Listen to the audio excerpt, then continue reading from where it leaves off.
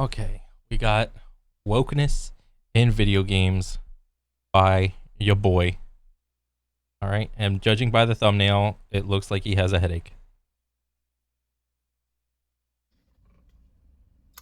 Wokeness in video games. This has been a very popular topic for the past couple of weeks, and let's be honest, it's been a popular topic for the last decade. And Yeah. today, I want to talk about why it's a popular topic and what I think that concern actually indicates for a larger relationship that developers have with players.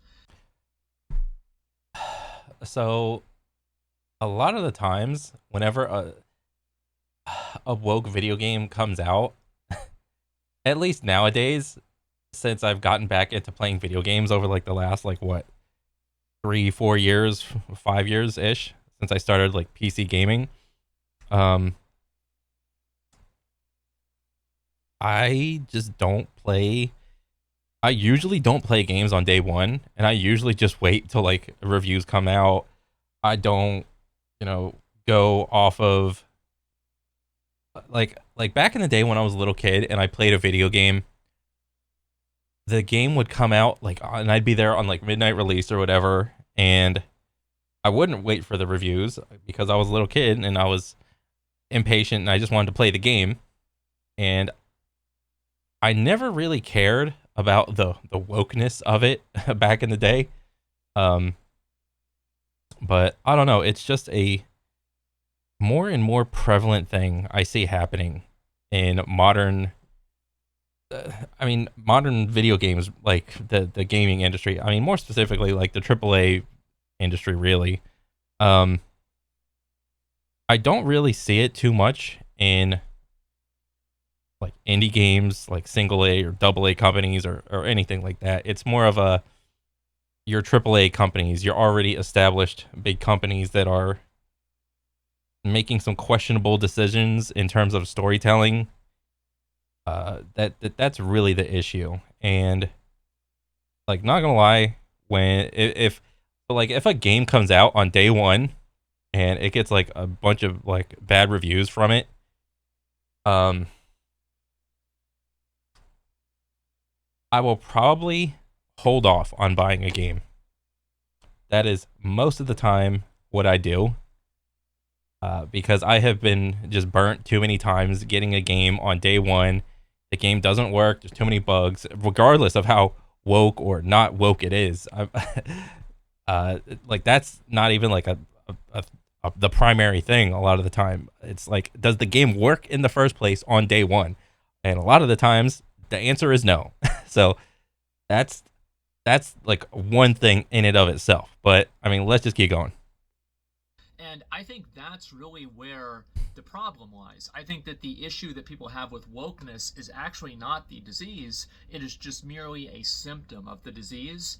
And the actual disease is that players here in the West no longer trust development studios to make games that are authentic to a vision, that are authentic to an artistic expression, and that are authentic to a customer in a way that it's not manipulative, predatory, or obnoxious in some form of way. Yeah, and not just game developers. I mean, we could hone in on this even more. We could probably say, um, AAA game development, game companies. You know, a lot of the times when I was a little kid, I like all my favorite video game companies of like Blizzard, Bungie, what else? Ubisoft, and there's like probably a couple more, like maybe Naughty Dog.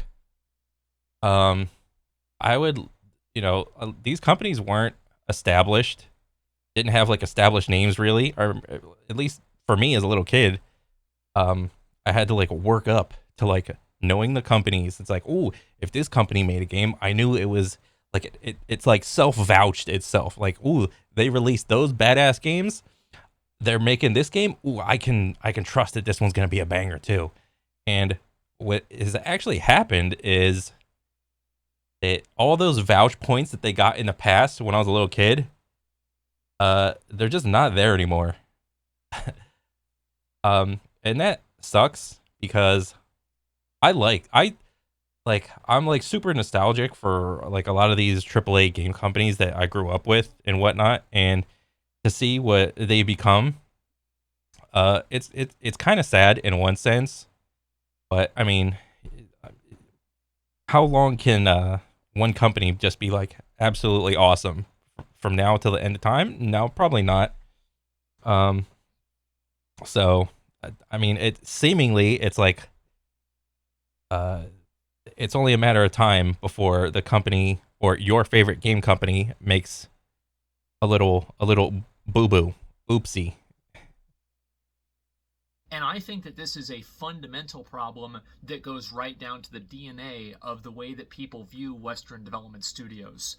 And it is a multifaceted issue, like as I said, with monetization, with political themes, Mm, with the way that games are released, with bugs in games, yeah, etc. yeah. All of these things, I think that a lot of people in the West have completely lost trust in development studios, Western development studios, to accurately fulfill their needs as players and, more importantly, fulfill their needs as customers. And we're going to Ooh. contrast that with a lot of times whenever Eastern studios do almost the exact same thing and there's no problem about it at all, which Oh is what shit. I'm going to talk about. And I'm going to talk about where I think this kind of comes from.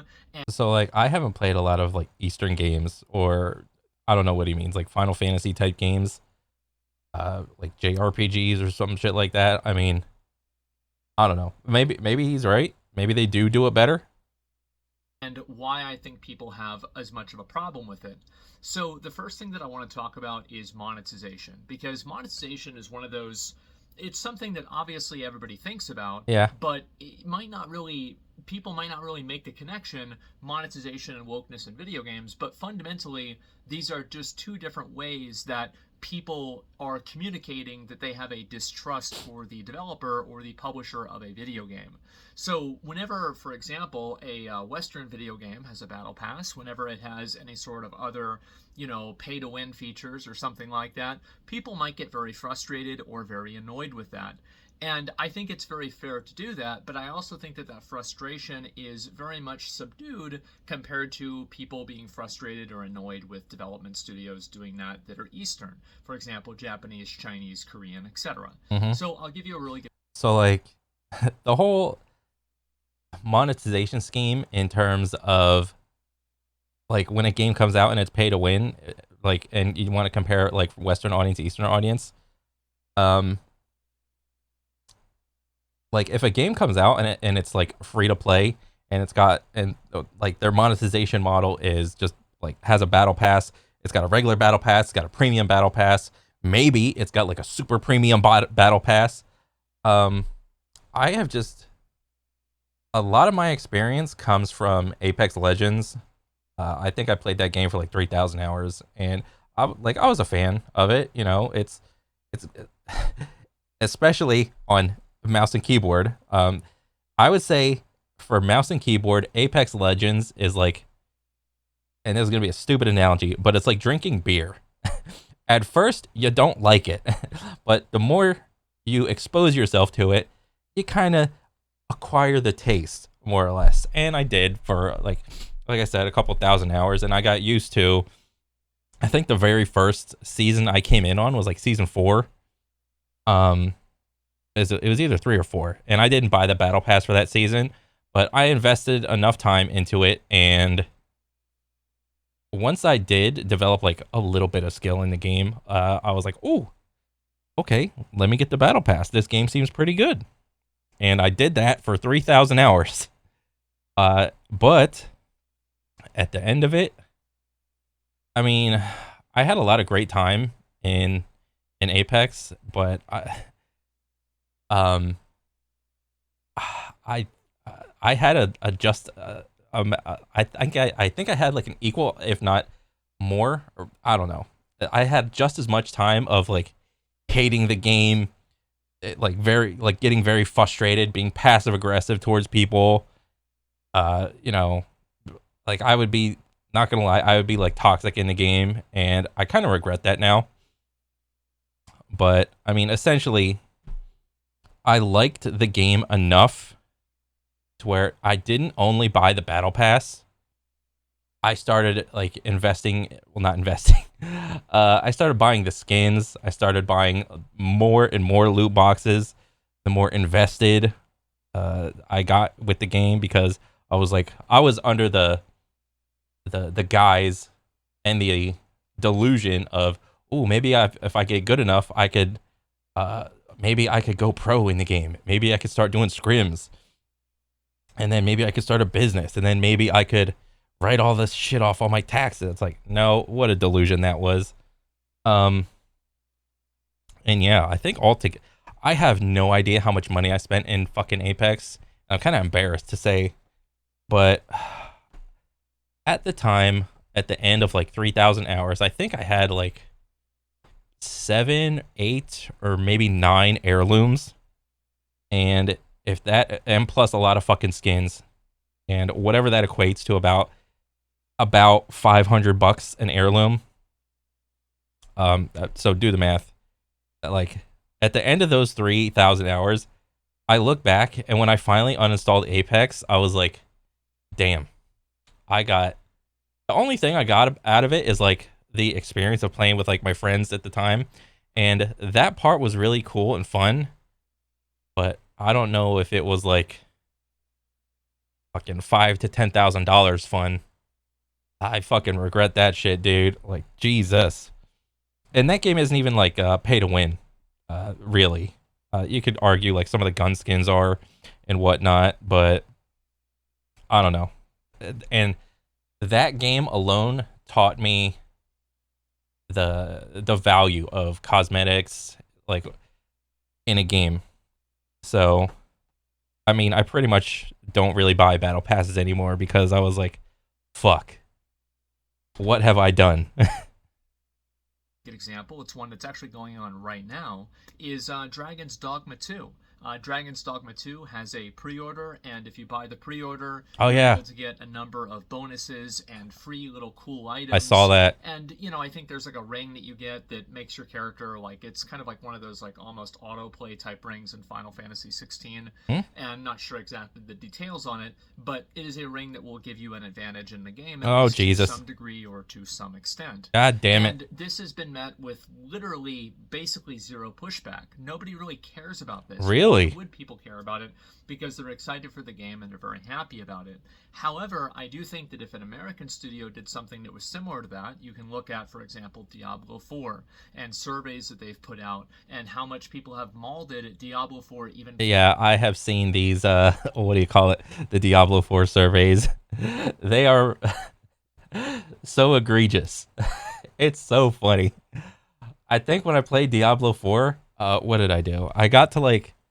I played season 0, and what did I get? I got to like level 81 or 82, which is what, like, theoretically not even halfway in terms of like XP to like a level 100 and whatnot. Um, so yeah, that happened, and then what did I do? I skipped season 1 because I thought that was a meme, and I played in season 2, which was like the vampire one, and what was it? I got to like level 100, but I didn't want to fucking, and I beat who was like the Uber boss? It was like Lilith. I didn't beat Lilith because I fucking hated the hitboxes. I like beat my head against my dang monitor for like a couple hours with the stupid hitboxes with the red on red on red, and I was like, this is dumb. This boss is bad. But who was like the other Uber boss? The one you had to like do the 3 mini bosses, and then you saw, was it Duriel? I beat Duriel.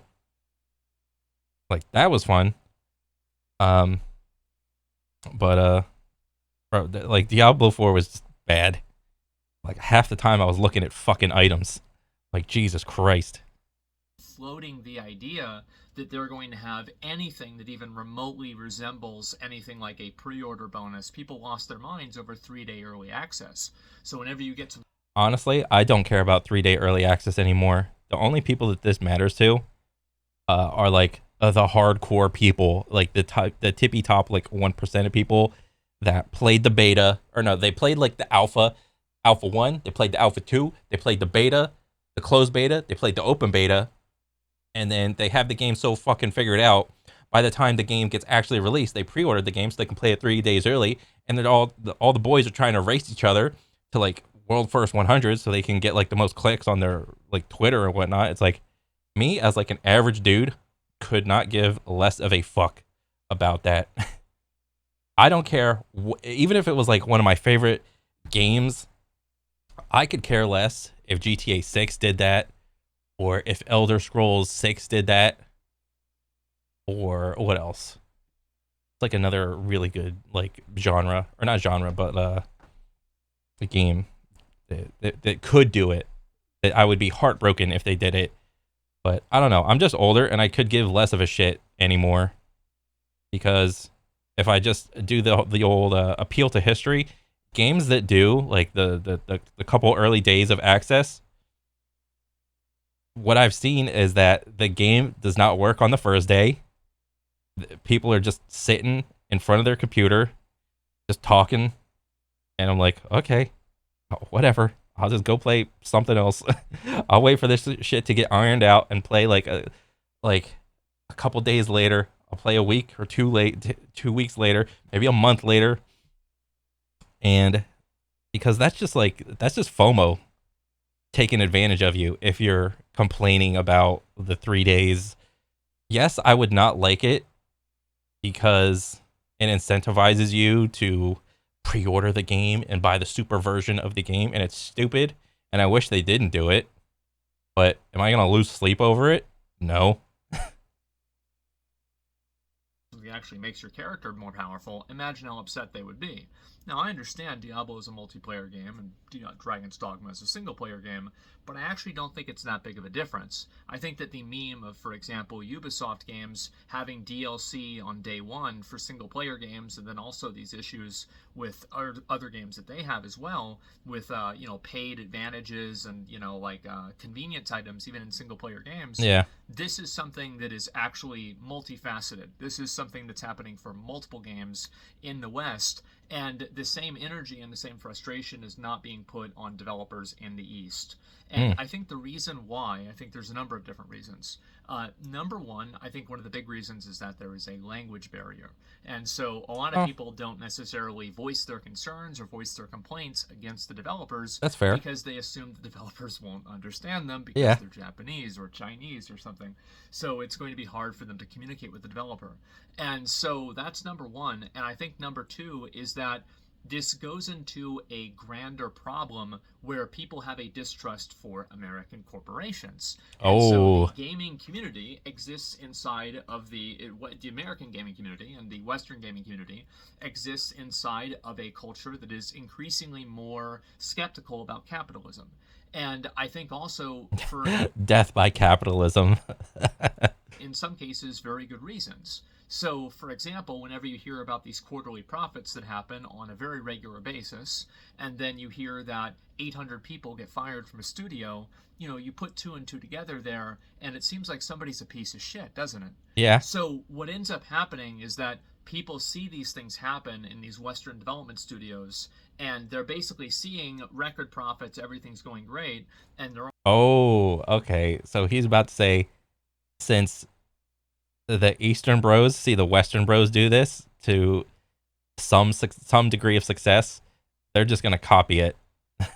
Oh Jesus. also seeing the employees being worked to the bone, being fired, being replaced by AI, and just everything in between. And or like one of the multiple sexual abuse scandals, whether it's Yeah. Riot, Ubisoft, Blizzard, of Yep. course, Activision. One of these things is happening also. And so what ends up happening is that people just have a growing distrust for these corporations.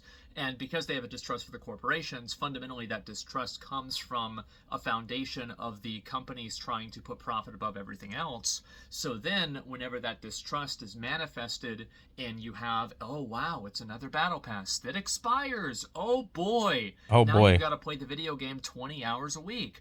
So That's just another reason, dude. Again, it goes back to FOMO. I don't think this is much of an issue when you're older. I think this is more of an issue when you're younger, because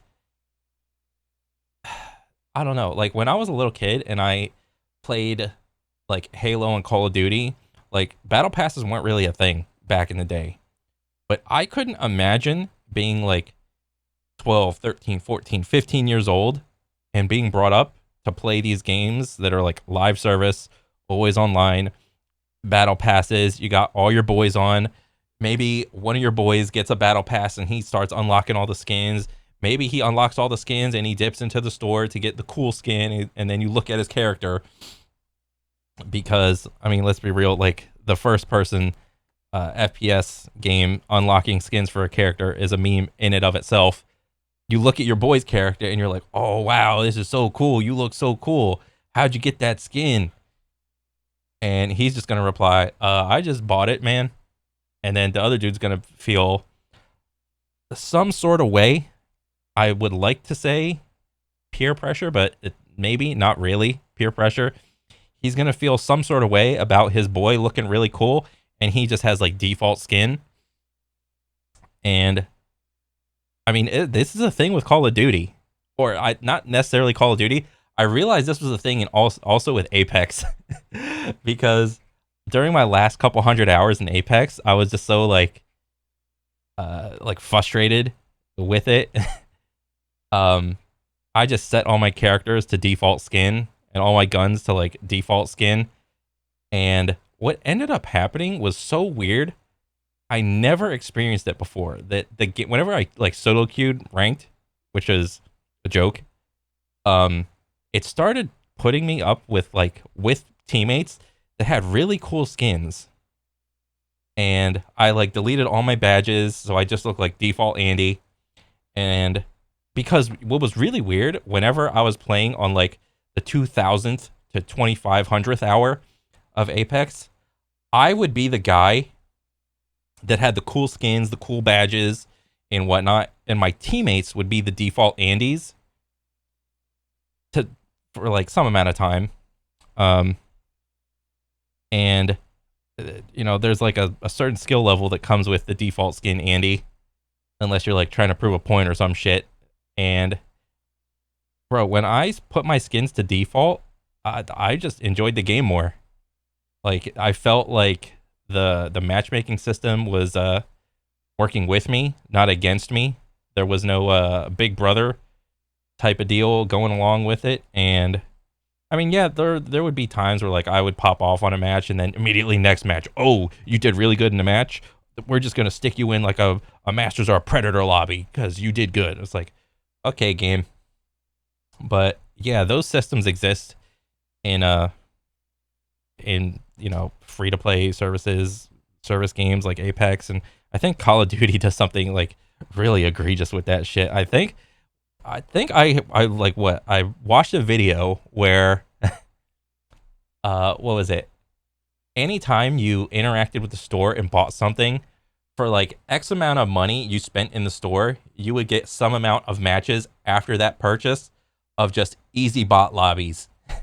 And then it's like they turn skill-based matchmaking off for you. And so, once you do like your, I don't know, 10, 15 matches, it's like, okay, you're back into the skill-based matchmaking pool until you buy something else. It's like, bro, that feels like shit. People immediately have that frustration because they're looking at it from the context of American culture. And I think that, if you compare it to, for example, the Japanese culture, at least it seems to be at least a little bit different. Because, for example, Iwata, who was one of the Nintendo guys, Satoru, I believe Iwata cut his salary as one of the executives at Nintendo whenever the Wii U did not sell well. I don't remember a Western or especially an American game studio ever doing that. Based executive. So what the issue is that whenever you have an Eastern developer, people have the perception that the Eastern developer owns their failures and also owns their successes. But whenever you have a Western developer, the Western developer seemingly, owns their successes and makes you fund their failures by making you buy battle passes or $70 horse packages in Diablo 4. Oh, Jesus. I mean, well, they don't make you, but they do put it right in your face. Nobody's forcing you to buy any microtransactions. Let's be real. I mean, they're not clicking the I buy the button. So, I mean, hey, if you don't like a game, Stop buying the microtransactions for it. But if you do like a game and you do like the developers, well then go ham on the microtransactions. So that's what ends up happening. So people are distrustful from these companies on a foundational level in terms of the way that they monetize, and that distrust comes from a greater distrust in companies inside of American culture, and of course gaming companies are indeed companies. So people don't trust companies, they don't trust gaming companies, and then they see this monetization in the games. They see Bobby Kotick gets $200 million for selling his company amidst a sexual abuse scandal, Yep. and people are like, well, this company is a piece of shit. And I think it's pretty fair for somebody to think that, even though obviously I'm sure there's plenty of people that work there that are not, in fact, pieces of shit. Yeah. So that's one of the first things that I wanted to talk about. And it's the I mean, from what it seems, it's the tippy top of the leadership that is responsible for everything else that happens. You know, like nobody's really faulting the developers, like the artists, the riggers, the systems guys, the raid maker, raking class guys, the balance guys, the QA guys. Like nobody's really blaming these people. They're just doing their job. It's the tippy top that we're talking about. first kind of manifestation of this distrust. And the second thing that I want to talk about after this is actually bugs in games. Now, this is a very small thing, but I do want to talk about it. Oh boy. Final Fantasy 16 originally said that they were going to have a patch, or sorry, they were going to have a game release with no day one patch. They were not going to need a day one patch. And Day two whenever patch. it came out, and still to this day, that is a very, very big surprise. It's almost unheard of. Dang. And you're right, it was because they needed a day one patch. Does anybody really care about that, though? Dang. People were happy that this happened, and people always talk about day one patches and how shoddy things are for American companies. But whenever, for example, Endwalker had problems with Final Fantasy XIV, the the community of the game understood that this was because of a microchip shortage and because that COVID at the time was kind of still a pretty big deal at the point, especially in Japan, apparently, from what I've heard. And so, because of that, people were more understanding of what the issue was. But whenever an American company has servers that go down for, let's say, a day or two, people lose their fucking minds. Yeah. And again, I think that another big component to this, and I want to repeat this, is that people feel like that they will be able to communicate with the developers and communicate with the company directly. It's very hard to communicate with Nintendo. I've watched enough Smash Brothers to know that very, very well. Yeah. So Oh yeah, that is so true. Nintendo doesn't give a fuck about American, or at least like NA Smash. I do know there's like a Nintendo of America, and they're like understanding, but I don't know. It is a tedious. What is it called? A we're like bouncing on the edge. I fucking forgot the word. It's a very tentative relationship. So I think that that's also a component to it, but there's also a component of feeling like the developers at least care about the artistic integrity of the work. So whenever there is a bug or there is a problem with the game, it is assumed that this will be fixed quickly and that it will be dealt with. Whereas whenever an American company does this, I think that there is a different perception that people have with it. Now, the next thing I want to talk about is, I guess, the elephant in the room, which is the main topic of the video, is the wokeness in video games. Oh And boy. political messaging in video games. So basically, I think that there are a lot of Eastern developers that do representation in a lot of the same ways that American companies do representation. And I'll use, for example, Final Fantasy 16. Dion, as a character, was gay. Pretty simple. You play the game, you're going to know that. He's a gay dude, or at I haven't even played Final Fantasy 16. least bisexual. And because of that, this is a plot device in the story, and it is not. It's not super. It's not like if you took this out of the story, like nothing in the story would work. but it does have relevance and importance in the story. It's not like it's a throwaway scene that's just meant to be, throwing a bone to the the diversity gods, right? Or diversity dogs. Like, this is just, it felt like it was authentic in a way. And I Okay. think that that's really the word that I would want to go back to again, is authenticity. Yeah. I think that whenever Eastern studios do this, there is a assumption that they are doing it for an artistic intent. And whenever American studios do this, there is an assumption that they are doing it for a more nefarious intent. It's not even necessarily nefarious. Diversity is 100% okay and encouraged when it feels natural and organic. When it is forced and contrived, it does not feel good. And you need good storytelling, right? You need to have that. Like, be like, have a good fucking story and good gameplay with your game, dude. Apparently, like, those planets aligning is really tough. Whether this is to secure funding through some form of ESG. Yeah. Who knows how true that is necessarily, but this is what people think. And at the end of the day, it doesn't really matter how true it is or not. We're talking about perception, and truth is not always important in perception. So I don't want to hear about whether this is true or not. I think that there's a lot of people that think this, and if you go on the internet, you will realize that this is indeed the truth to them. And so that's number one. A lot of people think that they're doing it for money. Number two is they're doing it to meet some sort of quota or something like that. And number three, it is developers inserting their personal agenda or their personal politics into the story. Now, I think all three of these things happen in American games. Of course they do. Mm-hmm. But I also think that they happen in Eastern games as well. Like, for example, I don't know, Metal Gear Solid. Oh yeah, So that's there's the a lot best of example. examples of this happening in Eastern games, but they're not met with the same degree of skepticism and criticism. Now, I think there's a lot of reasons for that, and Metal Gear Solid, to be completely fair, is actually not the perfect example, because usually people have a problem whenever something is not having this type of messaging and then it is converted into having the messaging. Whereas Metal Gear Solid was, the genesis of Metal Gear Solid was that it was politically themed. So it is Yeah. slightly different, but it is not entirely different. Metal Gear Solid, yes, there was like a little, I mean, not little, but like there was like a little political background thing to it. But back in the day, it was, for me as a gamer, it was either there, it was like two sides of the coin.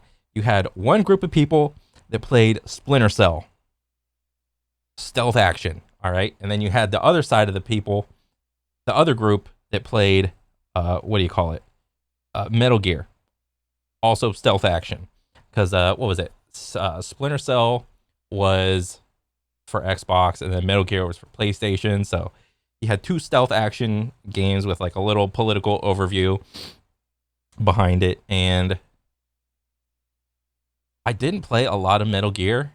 I played a shit ton of Splinter Cell, but I can't remember.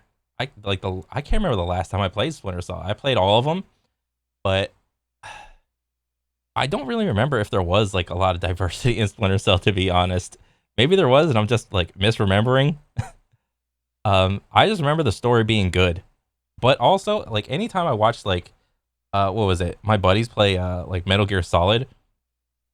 I wasn't even thinking about diversity in Metal Gear Solid. I just saw like characters going through a story. Granted, I was like littler and I wasn't even thinking about diversity or anything like that at the time, but I mean, those were the two like political games as far as I remember back in the day, like stealth action stuff. So what I'm saying is that, why is it that, for example, whenever Square Enix does this, it is seen as like, Dion is like this awesome, really cool character. People love him. People think he's great. Mm-hmm. But then whenever an American company adds a character in that is gay or has some other form of minority status, this is somehow a problem. And I think the reason why is just straight up, people do not trust these companies to deliver an artistic vision that is authentic to what their actual artistic intent is. Yeah. This is something that's being done for some other intent other than the goal of writing or creating the best story. I think that is the number one reason. And the other reason I Has there ever been a woke game that actually got like good reviews, but like on a massive scale? I don't remember if there was one. Like to the degree that like we're talking about, like I don't know, tens of millions of copies sold, and the game was like could be categorized as woke, and it was just like a success. I but the wokeness was like forced. Like I don't think I've ever seen a game like be successful that way. If a game was successful and it did have diversity in it, it was because the underlying foundations of the game, like the core gameplay, the core story, was good to begin with. think is a little bit more it's a little bit more nuanced, but I think as soon as you see it, it becomes obvious. So with Final Fantasy 16, there were countries, I'm not sure exactly how many of them, I know that there was at least one, that would not sell Final Fantasy 16, and it became relatively evident that the reason probably for that was because of having gay characters in the story. So, Really? what did Square Enix do in response to this? Well, they said, fuck you, I guess we're not going to sell it there. Oh, So they actually were willing to lose money for this problem because of what their values were and dang. because of holding on to their artistic integrity. Okay. Now, if you contrast this with I mean, shit. If you could contrast this with like Overwatch, wasn't like the most recent like I know OWL is like no longer a thing, like at least under Blizzard. Isn't there what is it like the Overwatch League is a thing, but it's going to exist from the owners of Dubai. And if you've played Overwatch at all, you'll know that like the lore of the characters, like some of the characters are gay, and I am just curious how that situation is going to go. Like the like Dubai is not the most progressive thinking country in terms of like genders or relationships or whatnot. So I'm just curious to see how that's going to go. Like how was Overwatch able to get, or at least the Overwatch League, and like how were they able to sell to Dubai? It I don't know. I'm just curious. for example, Blizzard Entertainment. Blizzard Entertainment loves to parade around the different people, different sexualities of people, the different, like the different races of people, women's diversity, etc., in these different videos that they do, and they like making posts about this, and basically using these people as marketing tools. But whenever it comes down to it, the Overwatch League, I'm pretty sure, is in Saudi Arabia now, Or and yeah, so isn't that a very interesting yeah, situation? And so, not Dubai, Saudi Arabia. I'm just bad. whenever I see this kind of stuff happen, you can clearly see that this company does not really have any morals or does not really have any ethics or values. And I think that that's what really makes people distrust these American companies, is because whenever these companies have nothing to lose, they have no problem advertising and talking about how much they care about Hmm. different minorities or protected groups. But the moment that it can actually cause them to lose money, or the moment that these people are actually their employees that need better treatment, somehow this is a lot different. Oh And you have shit. to understand that global markets and like cultural relevance and everything like that. And the reality is that Blizzard has literally The diversity is only diverse in that how much money are you gonna gain or lose is gonna depend on how much diversity is in the game, and apparently that's up to be a variable and is not static, seemingly when it comes to Overwatch. no problem literally erasing gay people. Like, I'm sure Soldier 76 and Tracer are probably not gay whenever they do the Overwatch League. They're not Yeah. communicated in the same way in media over there because of that, is the same as they are here, because obviously of the culture over there. And these companies are willing to bend the knee to cultures that are, by the definition of their own, by their own definition of what they stand for, completely antithetical to what their foundational beliefs are. But it doesn't matter to them because they can stand to make money off of it, Yep. and so they do it. And I think that this is, and I want to address also another thing, because again, you're seeing these companies that will just do this. And I think also it would be okay if they did this. I mean, if that's the case, you're like the game is only going to be as diverse as the amount of money it is potentially going to make. If if that was like a concern for a lot of these games that have already came out, and potentially could any of these games get a sequel? Well, wouldn't it stand to reason that if diversity was like really high, but the game didn't sell well, if a game is going to come out again for like let's say like the same company, but it's like a different IP or some shit, maybe try to go the other way? Or is that just like honestly, keep the diversity like as high, just come up with some better writing and some better gameplay, to be honest. Like you can worry about the diversity slider like later. Just make a good game, dude. It's almost like you can't have your cake and eat it too. You can have your cake or you can eat it, but you can't have both. So what ends up happening is that you have these companies that like to, on Pride Month, change all of their stuff to a rainbow. But then the moment that, you look at what is their brand for different areas in the world, well, they didn't change any of these other brands. They're just changing it for like, the more westernized ones. Yeah. So, and why is that? Well, that's obviously because they don't want to alienate people in that group. So it's like, do you really believe in this, or are you just using this as a tool for marketing? Probably just using it for a tool for marketing. Uh, America is like the melting pot of the world in terms of how many different types of people can live in a single country. I mean, to some degree, it's like there's probably going to be like a melting pot of like certain other countries, but America, like that's the tagline for America. Anybody can come over here. We're accepting of all cultures. It's the melting pot of the world, and whatever. All right, you can be whatever, whenever, and it's great. Just come on over. That's the tagline for America. And I think that really, whenever you see things like the Overwatch League going to Saudi Arabia and Overwatch esports going into the Middle East, it becomes very evident that Blizzard does not actually have any values outside of money.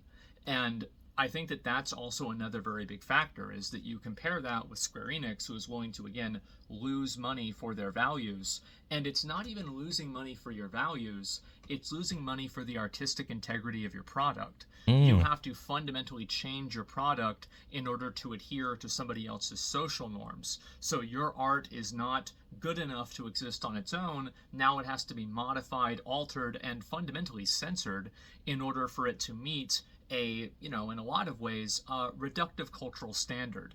right. Obviously, they can do things however they want, but I don't necessarily agree with that. But Honestly, this seems to be an issue when it comes to multiplayer games. It seems like so Overwatch, FPS multiplayer game. You cannot create your character in Overwatch. Yes, you can buy skins, but it's still the same character. Final Fantasy, yes, you can create your own character, but everybody else that is around you, as like a side character or whatever, those people are static and do not change. And I guess in the case of Dion, that was the tipping point for certain countries, and whether or not they would buy the game. And since that was the straw that broke the camel's back, Square Enix was like, okay, well, we just won't sell there. Whatever. Again, this is just a. I don't like. Is this a problem for more single player type games? Granted, I'm pretty sure you can play like the entirety of Final Fantasy 16, like the story, like essentially by yourself and whatnot. So in that respect, it can be a single player game. But I'm talking like I don't know, what do you call it? Like a Souls like game, like an exclusively single player type game where you can like maybe create your character or whatnot. I don't think this is as much of an issue in single player games. Maybe I could be wrong. Maybe I'd have to think about it more. But this is more of like a multiplayer game thing.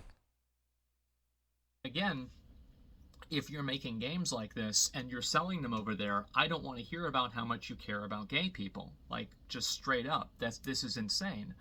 And so these companies are using these different people as basically a tool for marketing. And I want to address a concern that a lot of people might have, or a comment that a lot of people might have, is that it doesn't matter that they're doing this because even whenever they provide this type of representation, it is still a net good.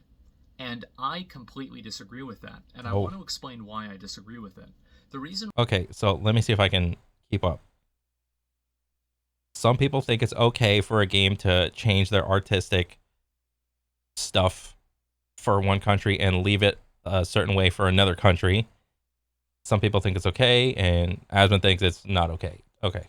why I disagree with it is because basically what ends up happening is you take a pure ideal, and I'm not saying pure is in terms of like completely good, but is pure in terms of it being untainted by any sort of outside entity, whether the ideal is capitalism, communism, gay rights, gun rights, anything like that. Mm-hmm. You take an idea that is a pure idea, and then what ends up happening is that this company tries to attach their brand to this idea, to use this idea as a marketing tool for their brand.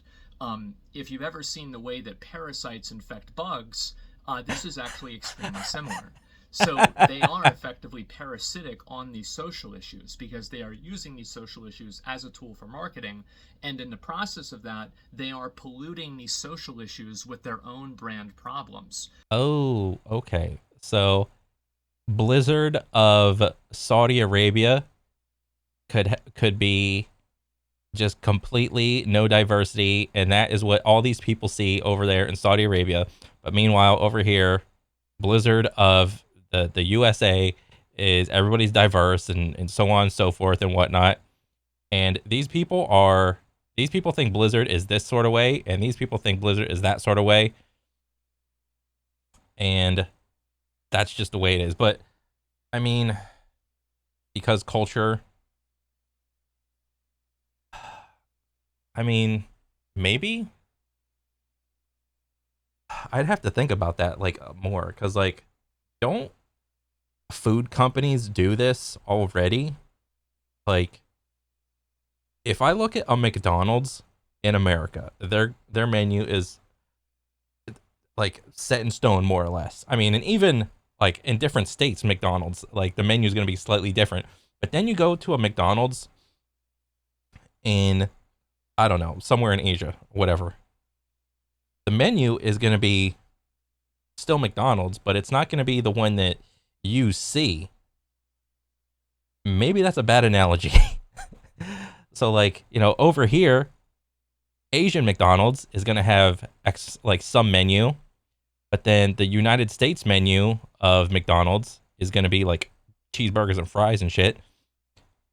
And it's the same brand, but it's just morphed to the country's preferred cultural food taste buds or whatever. I mean, so the food company is going to morph its menu to adapt to the I don't know, the surrounding people around it.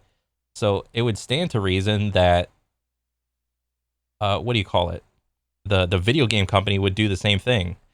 In this country, we'll have this, and this in it, but it's still going to be this video game company, like same company, is going to tweak it a little bit, this, and this way. I would probably have to think about this more, but that is probably like a shoddy comparison. Because a lot of times the companies that are using these social issues as effectively marketing tools do not have pristine reputations. I think, again, Blizzard is the best example of this. So you have Blizzard, who's had multiple scandals, sexual, allegations, scandals, this like weird stuff, deleting the gay people from like the game in different parts of the world, Yeah. and all. Bro, wasn't it in Star Wars? Like one of the new Star Wars, what was it? What was that?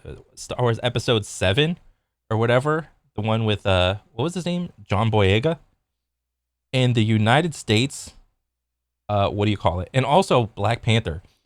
But you see the like the movie cover, and you see like John Boyega, like his face is like really big, like it's like a Star Wars like little drawing artistic thing, and he's like this big in like the American version, but like over I guess in China or something. Like you see the title or you see like the cover art, and John Boyega's like really tiny in the back one. It's like something as stupid as that. It could be like considered like parasitic, I guess. I mean, and the same thing happened with Black Panther. You know, you look at the United States version of Black Panther, you look at the cover art, and it's just the dude's face, like without the mask. But then you go over to like another country that isn't as progressive, and you see the cover art, and it's just he has the mask on, so you can't see the color of his skin as easy.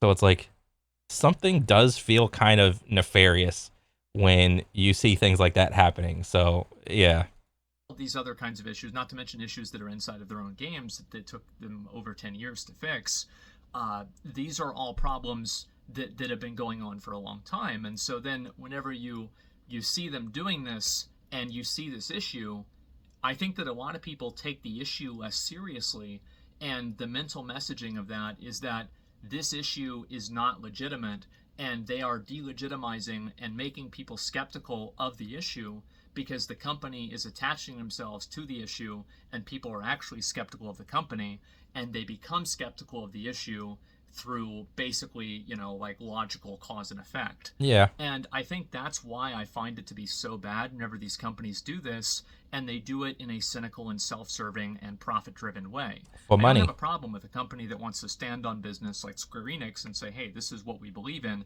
and we're willing to lose money on it.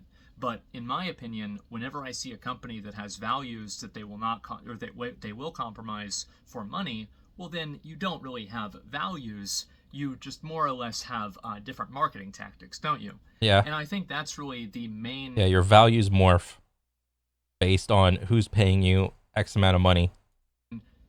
most cynical thing about it is the fact that these different social issues, I think, for a lot of gamers, and I find it to But then again, should you really be looking up to a company for you, you know, your social values?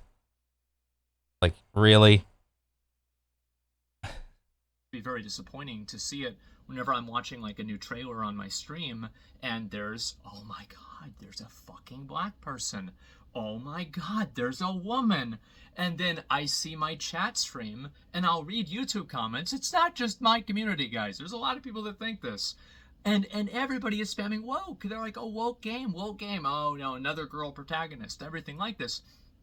And I think that all of this is contributed into a major problem, which is lack of trust of the developer on a fundamental level. And so Seemingly, yeah. hopefully I've illustrated kind of like where these problems come from, whether it's coming from monetization, whether it's coming from communications, whether it's coming from game development, whether it's coming from the way that the companies address bugs. I think that there has been a massive disconnect between what the, like, I want to say American, but like really it's Western population wants as players, Hmm. and what the studios are at least communicating to those players in terms of their messaging. Are Western players setting their standard way too high of all of these things that he just lifted off or listed off? Like, just make a game 60 or 70 bucks, have it be 100% fine on day one, no bugs, no day one patch, no FOMO 3 day early thing, no battle pass, premium battle pass, super premium battle pass, no pay to win. Like, are we as Western players asking for too much? I mean, I am legitimately curious. I don't know anymore.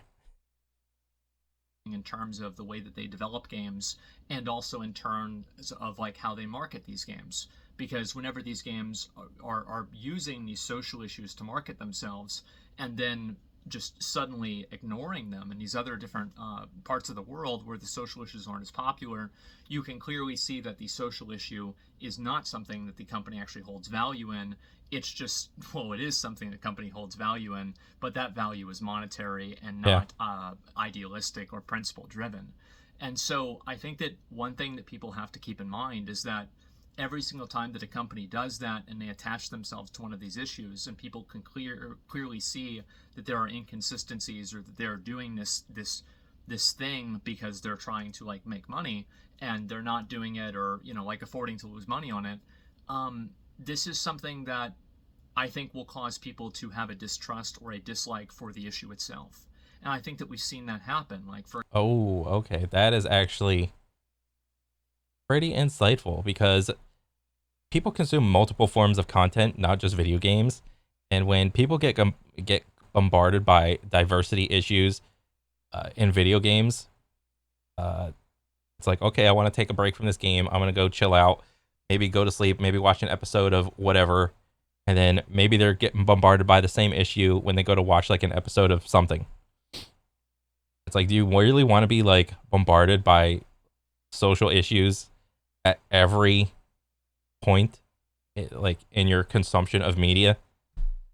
I mean, if you are and you're tired of it, then it's like, you know what it seems like. I mean, at least what I've done, like I've actually canceled my Paramount subscription, canceled my Disney Plus subscription, canceled my HBO Max subscription because honestly, I've had them for long enough. I have seen everything I wanted to see, and I just am not too interested seeing like too much more. Like if something comes out, yeah, I'll like re-up it or whatever. But honestly, I've just I bought a Kindle and I'm just starting to go to town on some just old books that on my like readers list that I've just wanted to read. And I started reading fucking like The Hobbit and Lord of the Rings, dude. And oh my god, it is so enjoyable. So I mean, I don't know what you can do in terms of like media consumption. for example, whenever you see these games that come out and everybody says, "Oh my God, it's a woke game," a lot of cases it's necessarily not a woke game, but it's just a game that has like a female protagonist. But look at, for example, Stellar Blade. Yeah. Stellar Blade is coming out now. Obviously, the girl's really hot, and so it kind of doesn't fit that entirely. But it's very clear that people actually don't have a problem with female protagonists, Yeah. but they do And also look at what was it? The Laura Croft Tomb Raider series. That series was fucking awesome.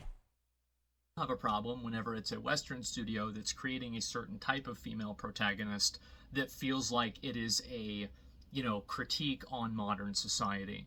And I think that that's something that, in general, people become fatigued by. And as soon as people start seeing the man behind the machine, the willing suspension of disbelief is removed, and people see different things in the game as representations of real life goals and real life political, messaging, and then that sense of escapism that they get out of the games is removed. Yeah. So I think that all of these things again contribute to. I mean, you can kind of see it in what was it? Top Gun Maverick, in that it was like a what was it? Like a shadow country that Maverick was like had to blow up the little like place, like he had to go like navigate through the valley and like put a like a bomb or something like in a very precise spot, but the name of the country was never said. I think it was just some bad guy country, and that decision was made so that the entire world could enjoy Top Gun Maverick. And could that could you lump that in with like this topic? I mean, maybe, maybe not. A general distrust for Western developers on a wholesale level. And I think that we're seeing this happen in real time. And we've been seeing this happen in the last 5 years. And things have just deteriorated. And there's no reason for me to assume that things will stop deteriorating. Like, for example, is here's another small example. It just occurred to me. Elden Ring had the body type A and body type B for men and women that a Hmm. lot of games use now instead of using male and female. Yeah. And nobody ever brought this up or cared about it. Yeah. But whenever an American company has this, there's at least, like, I don't know, I'd say probably 10 times more people talking about it. So, again, it's about people thinking that what they're seeing is not authentic. It's what people are seeing that's not real. It's not what the artist like wants it to be, and it's being created as a for-profit amalgamation of different goals, focus groups, and profit motives, and KPIs that this game is supposed to create, rather than just being a cohesive Just being a good game. experience that a person can go through. And so I wanted to make this video and talk about it because we're having a lot of conversations about woke things in video games, but I actually think that the woke things in video games in some cases is simply just perceived, and it's not always just woke if there's a girl or Yeah. another minority in the game. And I think that Final Fantasy 16 proves that very clearly. A lot of gamers actually do not believe that, but in fact, people just don't trust Western studios with anything. And I think this even goes farther, and they don't trust Yeah. Western games media with anything. And I don't I mean, there are a lot of, like I said before, like single A, like indie games, double A. I don't even know what you call a double A company. Like there, like if you want to look for good stories, it's not just triple A games you're looking for. You're looking for, I mean, at least me nowadays, I'm looking for like games anywhere, dude. Like indie, double A, triple, single A. Sometimes the triple A companies can come out with bangers, but I mean, it's just seemingly few and far between than what it used to be when I was growing up. I don't know what the solution to this is, to be honest with you. Is like I really don't. I'm not sure. I do wish that companies would stop using social issues to market themselves, and companies would stop making statements about social issues whenever the company isn't willing to lose money on the social issues. And Come out like instead of social issue, do something else, man. Do something other issue. Don't make it about social issues. Like make your cast of characters diverse as you want and just lean into something else, like some type of other issue. There's like a zillion other things that you could base your game around. also, sometimes I think companies use support of social issues as a way to whitewash previous controversies, which I think not only seems extremely fake, but it also hurts the social issue because again, it pollutes the social issue with the brand and the different like basically the reputation of that company. Yeah. So I would really like to see that stop. And I think that nobody has a problem with a company that's willing to, have a real value and is willing to lose money on that value. But I think people are tired of seeing companies that clearly do. You know what game I think does this really well, and it's a multiplayer game. I think the finals does this fantastically. You have light, medium, heavy class, and within that you could be body type A or B or whatever it is. And whenever you go to like customize your character, you can choose like whatever skin color you want. It doesn't matter. You could have like just done it like that. But I mean, the genre of hero shooter, I don't think can do that because when you want to have like some sort of shooter, what do you call it? Then every character has to be like unique in their way. So the character and the abilities kind of, I don't know, kind of go together. So maybe like the hero shooter genre can't do it. But I mean, that's just like one game that I think does it well. Do not have these values and they're just using them as tools for marketing. And I think that that's represented in terms of many things with gaming nowadays. And I just wanted to make a video and talk about this. Hopefully, it wasn't too long. Hopefully, you guys can see where my perspective is. And I think that, again, the wokeness and people perceiving this in games is actually a small microcosm of a massive issue that's been growing and getting bigger over the last 10 years, I would say, ever Yeah. since like 2016, 2018, somewhere around there. And I don't know how it's going to be fixed. I think that these Western development companies and Western publishers really need to think about how are we communicating with our audiences? What are we doing wrong? Why are so many people feeling this way in terms of like, day one issues or any of these different facets? And really try to communicate a more authentic and genuine experience to their customers and more importantly their fans. And so I wanted to make this video and talk about it because I don't really hear anybody else talking about this other than myself. And I wanted to sit here at 5 in the morning in my room, in my dark Jesus. room, and have a conversation about it. So Bro, 5 in the morning? Holy shit, dude. My ass is sleeping. I'd be curious to hear what you guys' thoughts are. And again, I know people are very emotional about this, and people are very like high tension topic. Just try to be chill, right? I mean, I Yeah. think that most people that are talking, and most people that you're even having conversations with, even if you're disagreeing with them, you probably actually agree on most things. It's just in general like either a miscommunication or just a disagreement. Like it's not really it's not as big of a deal, I think, in a lot of cases as people make it out to be. Yeah. And so try to keep it a little bit chill. People have been very emotionally elevated with this topic, and I personally find it exhausting to have to deal with people that are like that.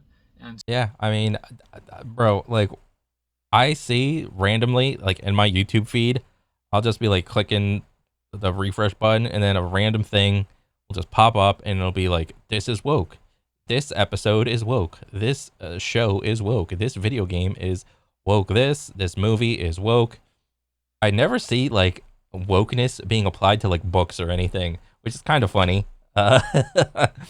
Um, but I don't know.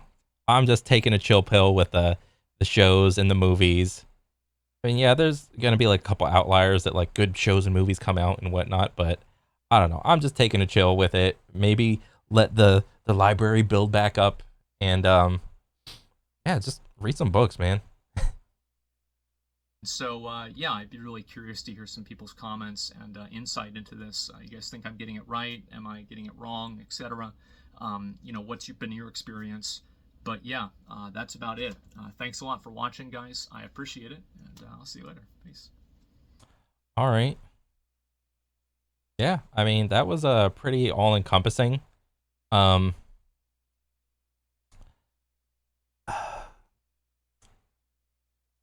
I don't like necessarily disagree with him. I don't know. I just got like more questions really. Um, certain like obviously he's talking about like the whole Sweet Baby Inc thing. And their hand in certain games and what they've done to certain games. Um, and honestly, it does feel tiresome anymore. And I don't know. One of the worst things you can do for like a piece of media or something is that you can like just ignore it. And if you want to do something about it, like the best thing that you could do to like I don't know, stick it to the man or whatever is just don't buy their game. If you see something that you don't like, just simply don't buy it. You don't even have to talk about it. Just say it and just move along. I mean, I don't have any solution to this issue, like just as much as him. Besides, if you see something you don't like, simply pass it by and do not buy it and pay it no mind. That's it. That's all I can say. But what do I know? Um, but I don't know. It was a good video. This is a very charged topic, and I don't know. I think we did all right. But yeah, that's pretty much it for me. I'll catch you guys on the next one. All right, later.